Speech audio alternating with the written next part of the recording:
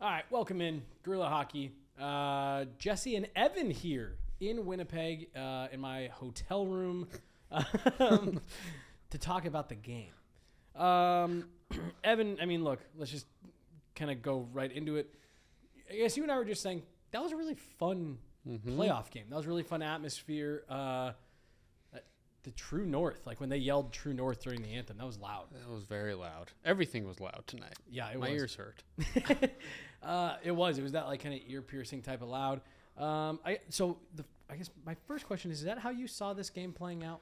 No, that was not. Like, if you're the Avs, you're like, this is the best start we could have possibly imagined. And then it just wasn't. And then everything about that game was not how you pictured it. You don't picture the best goalie in the world giving up 6 goals. And you might picture the Avs goalie giving up 7 goals, but just everything about that game was not how you expected it to play out at all. Yeah, 100%. I was expecting this to be the Avs come out and win a 2-1 game or something like that. Georgiev turns in a great performance or like that's how I pictured, like one way or the other. Either Georgiev played well, but I thought it was going to be a tight game. Low scoring. So 7-6 is the final. Avs jumped out. I almost said to a 3-0 lead. 3 goals in the first. Really, really great start. I mean, like you said, I don't think you could have asked for anything better in terms of a start. By the time they actually break through, shots are 11-1. So not only are they generating offense, they're suppressing play on their side of the ice as well. Yeah, I mean, the best defense is just you have the puck all the time. And that was what it felt like for the Avs first 10 minutes of the game. It was really crazy, actually.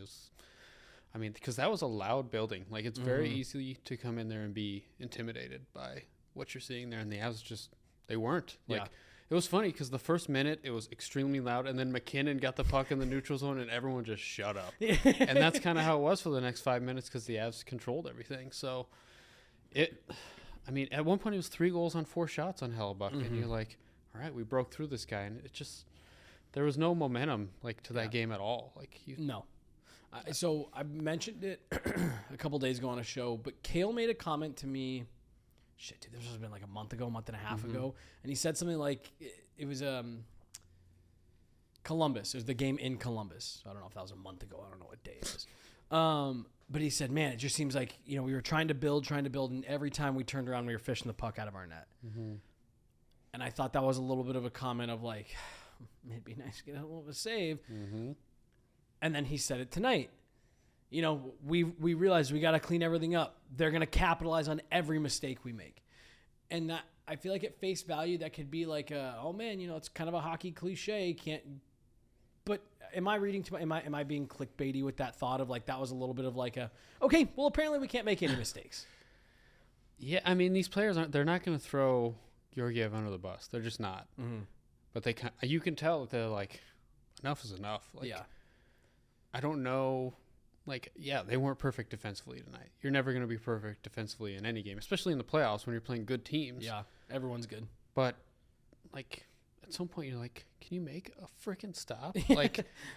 I get, 23 shots. You gave up 23 shots, and you lose a game you scored 6 goals in. It's just, if you're in that locker room, you're just looking at one guy. I have to imagine that's what's happening.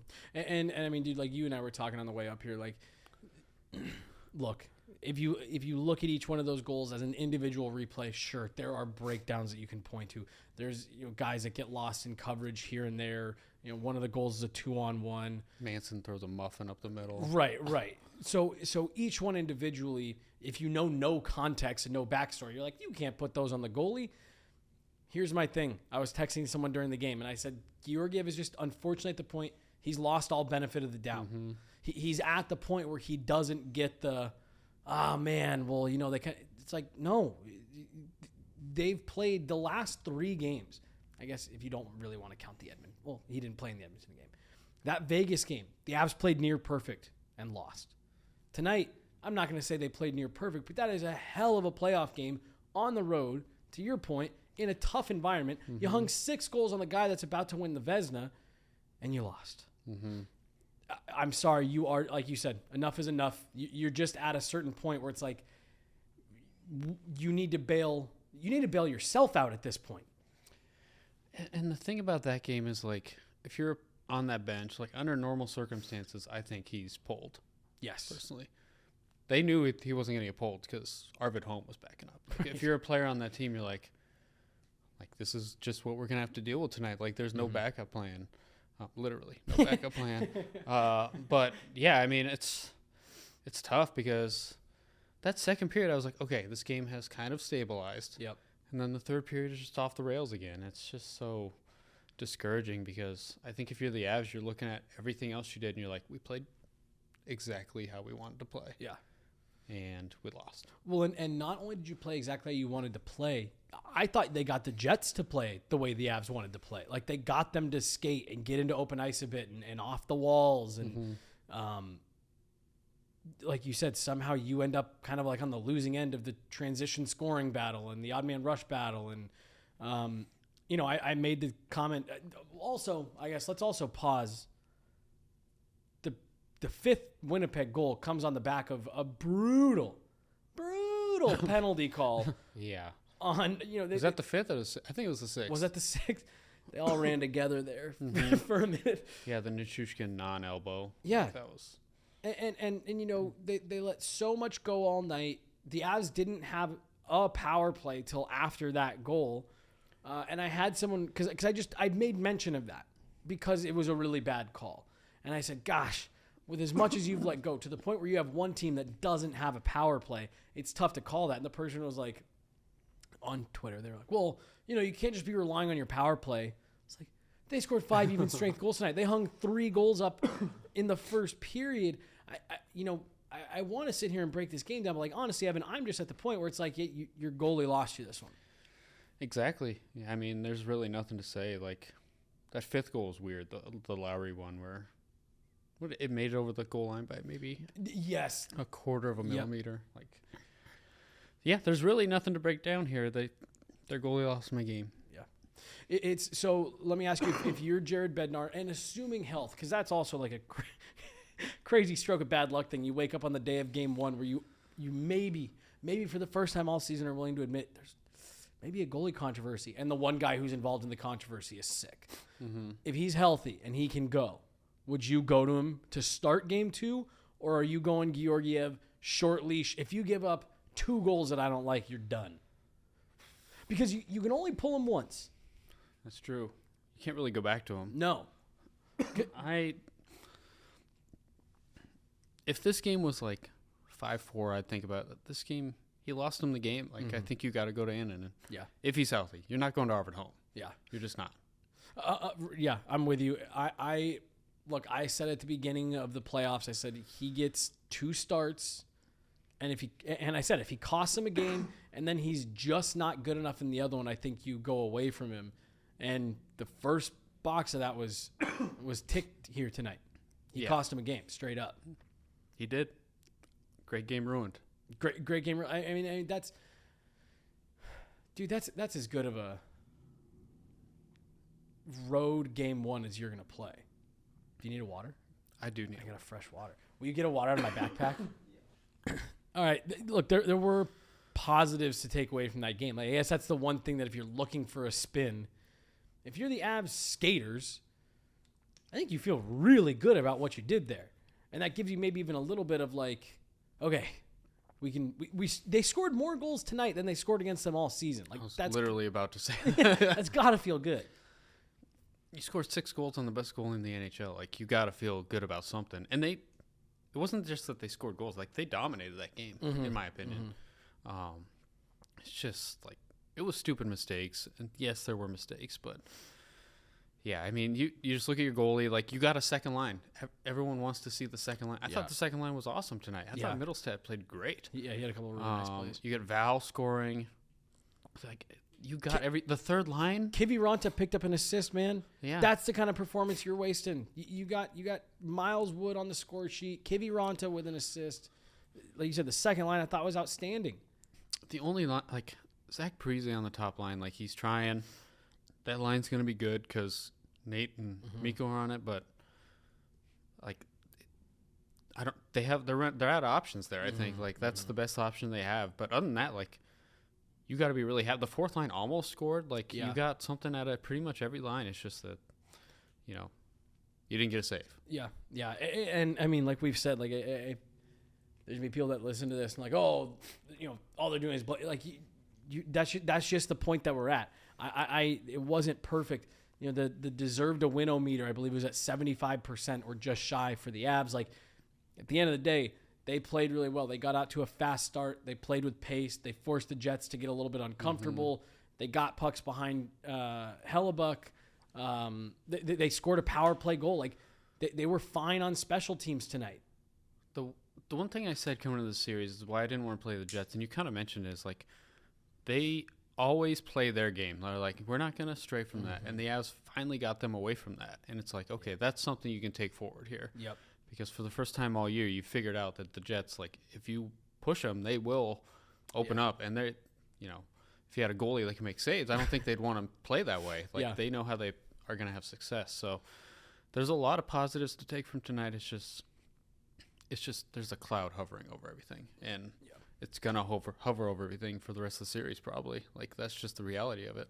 You took the words out of my mouth because I do. Like, I want to sit here and be like, okay, well, this happened and this guy contributed. There's so many good things that I feel like you could run down the list. But right now, yes, there's things you can build on. There's things you can be like, hey, we did that really well. Like, I think that's a great point. You got the Winnipeg Jets, the stingiest team defensively in the NHL. You got them out of their structure and you got them to kind of break down and soften a bit. And there's so many things I think you can build on in the performances of individual guys, but a cloud hovering over it, I think, is the perfect way to sum it up, because it's just like, yeah, but even if you build on it, is it going to matter? Yeah. Are you going to get a save next game? Like, if you come out and play a better game, what are you going to do? What are you going to go win 8-7? Like, the thing that's just going to be stuck in my head from this game is, and I don't think the TV's caught it, is like that fourth goal went in. And Taves kind of got his stick on the puck a little bit. That might have messed up. But, like, he's skating away from Georgiev, and he just looks back at him. And it's just, like, that's when you're like, okay, these guys are probably, like, they're at their end. Like, well, it just, they scored to make it 6-4. And, we're all sitting up in the press box. It's like, hey, there's 15 minutes left in this third period, and you're down by 2. Like, if you get even one in the next 8-9 minutes, like, you have plenty of time to try to get it tied. But you could almost just, like, kind of see it in their body language, and it's like, okay, well, we're within 2 right now. It'll be 3 in a minute.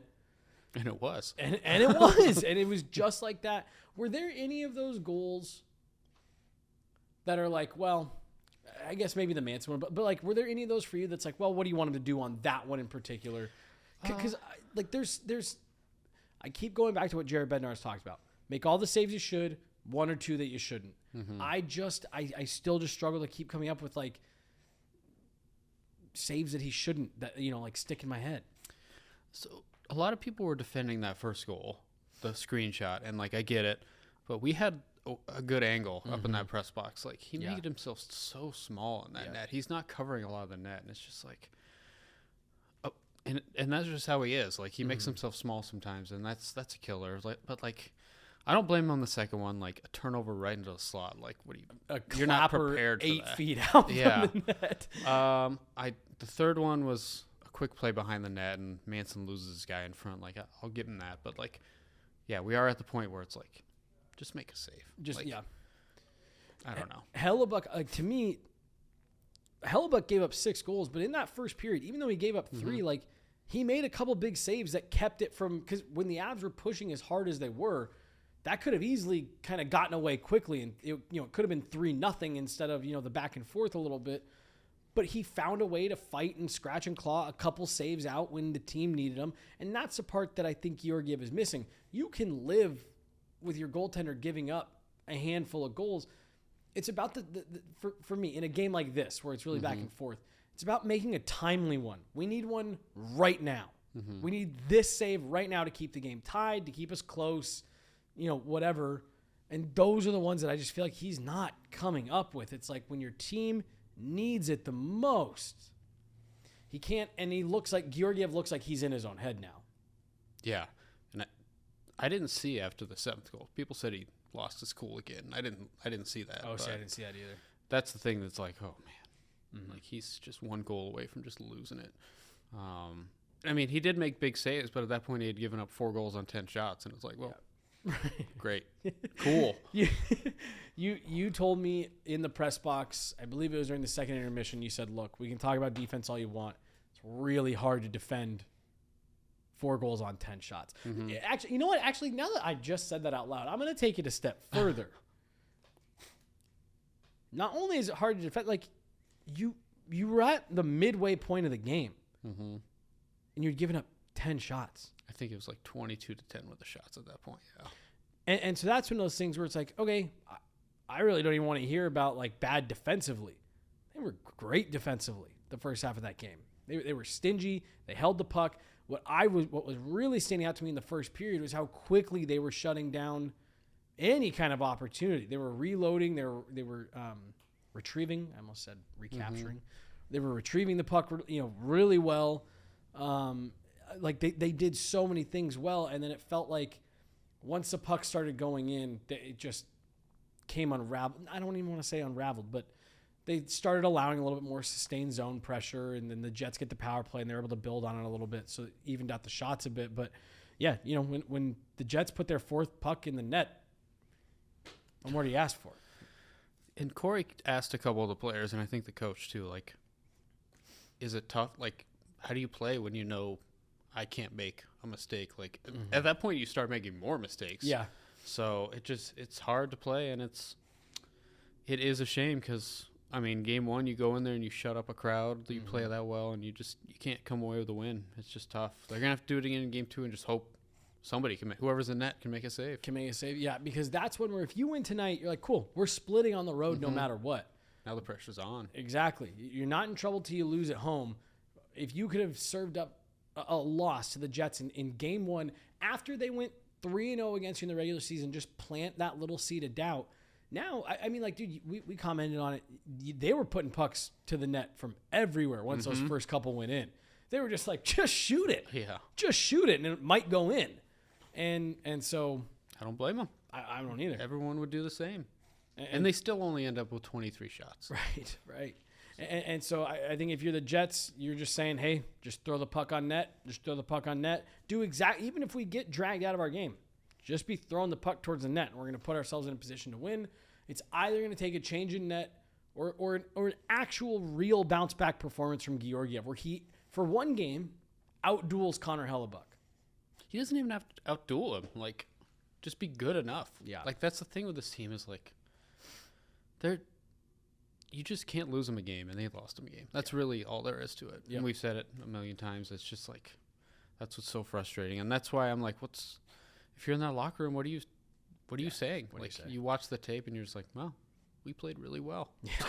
Yeah. Do that again, I guess. And like you said, hope whoever's in there will make a save. Jared did say that he wasn't going to speculate on who the goalie was going to be. I was like, well, we're the ones speculating. We're asking you. You're the coach. So we don't have to speculate. But, yeah, I mean, he's not going to give us anything. I don't know. Anything else? I'm with you.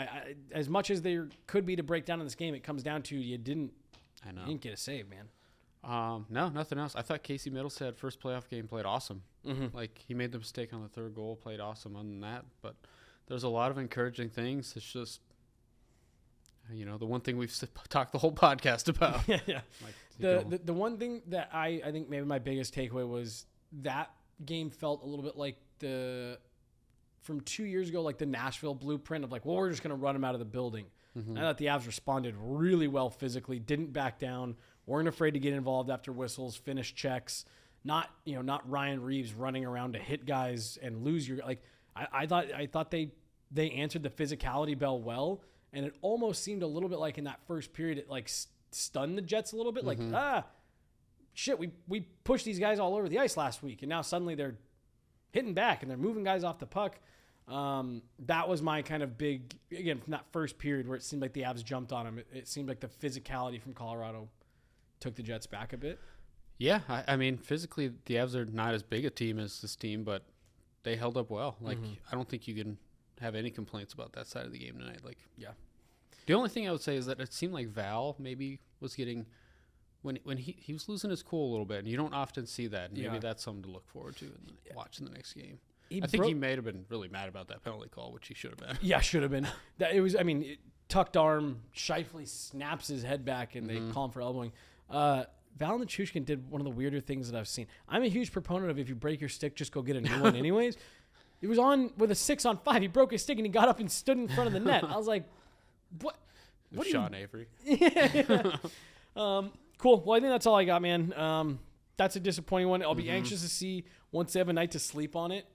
You know, if we get a chance to talk to him tomorrow, maybe what Jared says or the players say now that they're practicing tomorrow.